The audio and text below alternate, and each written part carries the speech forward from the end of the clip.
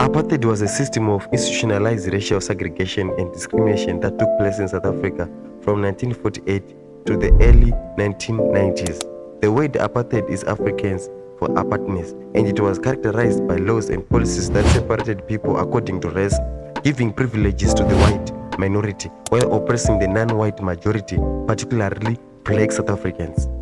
Although racial segregation existed in South Africa before 1948, apartheid became officially police when the National Party, dominated by Afrikaners, descendants of Dutch settlers, came to power that year. A series of laws were enacted to enforce racial separation, including the Population Registration Act, classifying people by race, and Group Areas Act, designating separate living areas of different races, and the Bantu Education Act, creating interior education for black South Africans.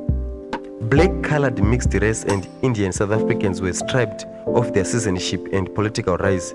They were forced to live in separate areas, often in impoverished homelands called Bantustans. Interracial marriage and relationships were banned. Non-whites faced restrictions on movement, employment, and even which hospitals or schools they could use.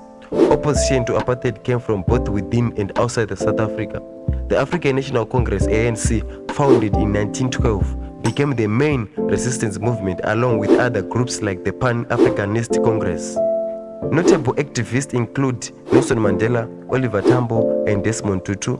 Protest strikes and international campaigns, including economic sanctions and boycotts, increased pressure on the government. By the late 1980s, internal unrest and international condemnation made apartheid unsustainable.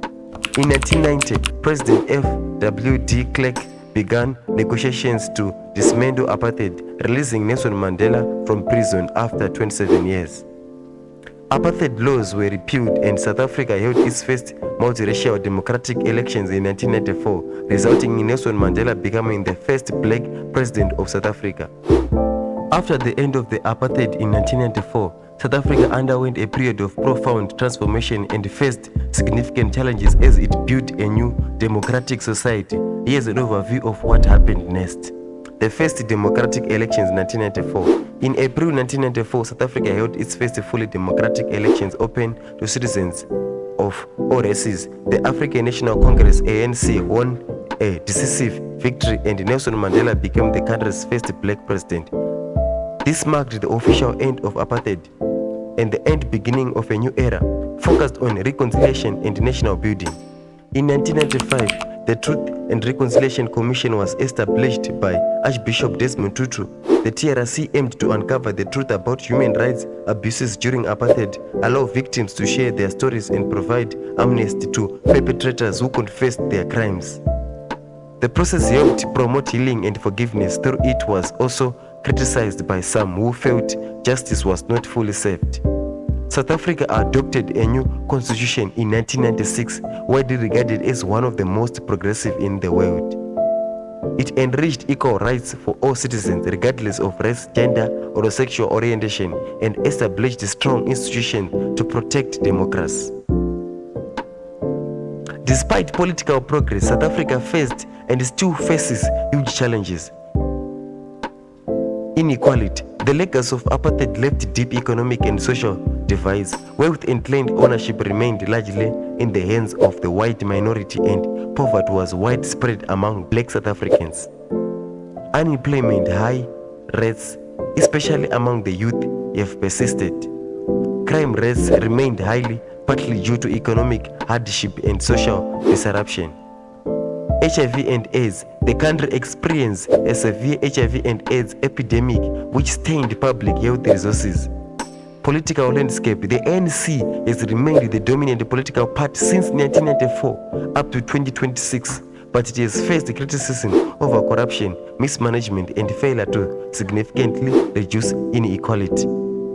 Leadership changes over the years have included Thabo Mbeki, Kangalema Motlanthe, Jacob Zuma, and Cyril Ramaphosa as presidents after Mandela.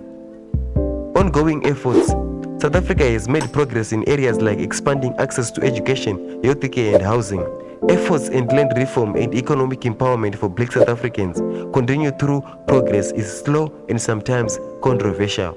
After the end of apartheid, South Africa transitioned to democracy and made important strides in human rights and political freedom. However, the country continues to deal with the enduring effects of apartheid, especially regarding economic inequality, social challenges, and political issues. The journey towards true equality and reconciliation is ongoing. Therefore, there are some other factors that are affecting youth of South Africa. South Africa's youth unemployment rate is among the highest in the world, often exceeding 50%. Many young people struggle to find jobs after completing their education due to a mismatch between skills and labor market needs.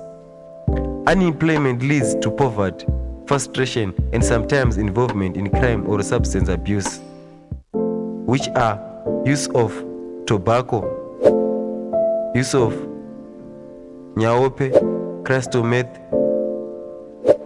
and abuse of alcohol. Education challenges. Access to quality education remains uneven, with many public schools lacking resources, qualified teachers, and adequate facilities, especially in rural and townships areas. Dropout rates in secondary schools are high, and many students leave school without sufficient skills for the job market. Higher education is expensive and limited, making university access difficult for many. Poverty and inequality.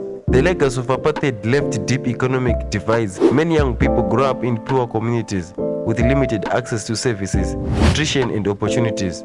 Poverty affects mental health, physical well-being, and the ability to focus on education or personal development. Crime and violence. Youth are both victims and sometimes perpetrators of crime due to high unemployment, poverty, and social dislocation.